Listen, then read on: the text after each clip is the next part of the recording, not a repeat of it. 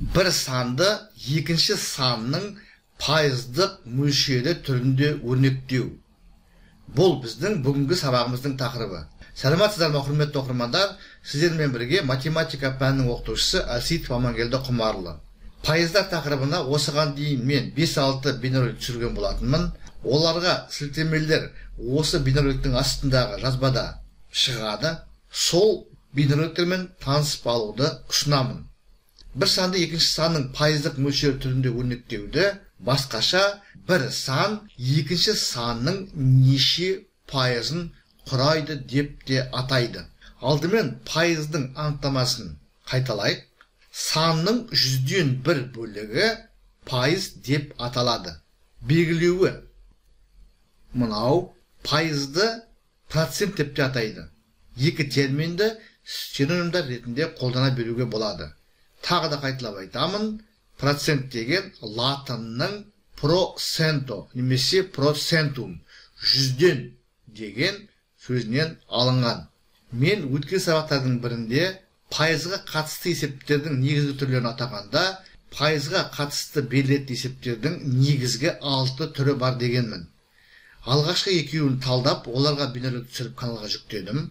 Оларды төмендегі сілтемеден таба аласыздар. Бүгін осы тақырыпқа берілген есептердің негізгі 3-ші түрі. Bir санды екінші санның пайыздық мөлшері түрінде өрнектеу.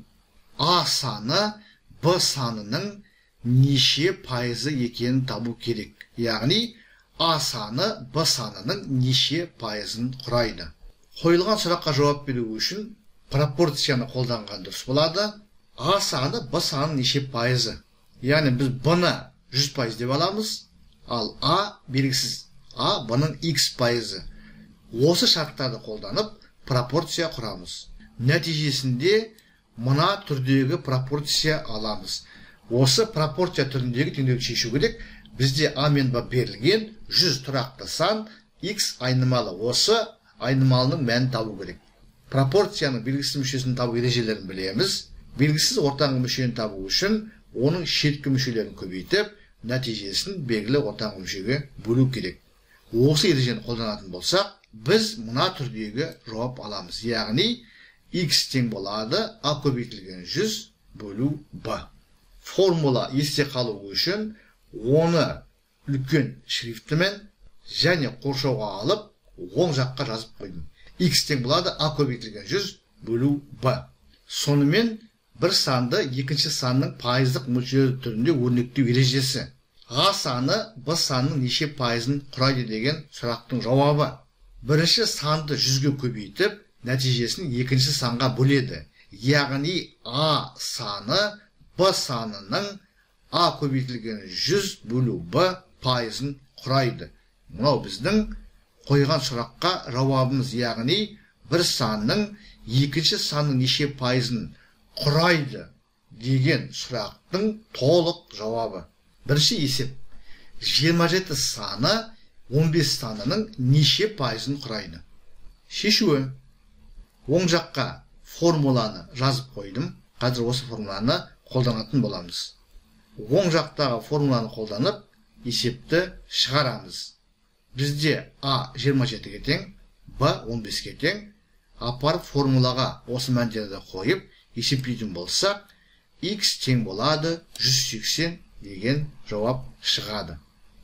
Сонымен 27 саны 15 санының 180 пайызы екен. Екінші есеп.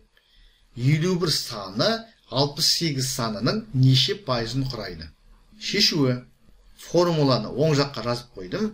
Осы формуланы қолданып, есепті шығарамыз. Есептің шарты бойынша бірінші сан А 51-ге тең, ал екінші сан Б 68-ге тең. Формулаға орындарына қойып, X-тің мәнін есептейміз. Нәтижесінде X тең 75 деген жауап аламыз. Сонымен бұл есептің жауабы 75 пайыз. Сонымен, құрметті оқырмандар, біз бүгінгі сабақта бір сан екінші санның неше пайызын құрайды деген сұраққа толық жауап бердік.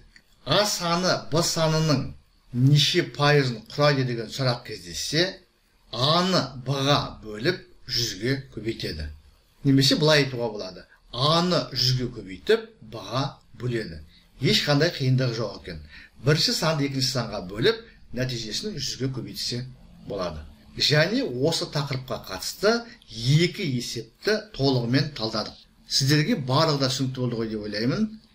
Егер бейнеролик ұнаса лайк қойыңыздар, осы тақырыпқа қатысты сұрақтарыңыз болса, бейнероликтің астындағы комментарийға жазыңыздар. Мен әдеттегідей әрбір сұраққа, ескертуге, ұсыныс пікірге уақытымен және нақты жауап беруге тырысатын боламын. Зейін қойып тыңдағандарыңыз үшін көп рахмет. Келесі кездескенше.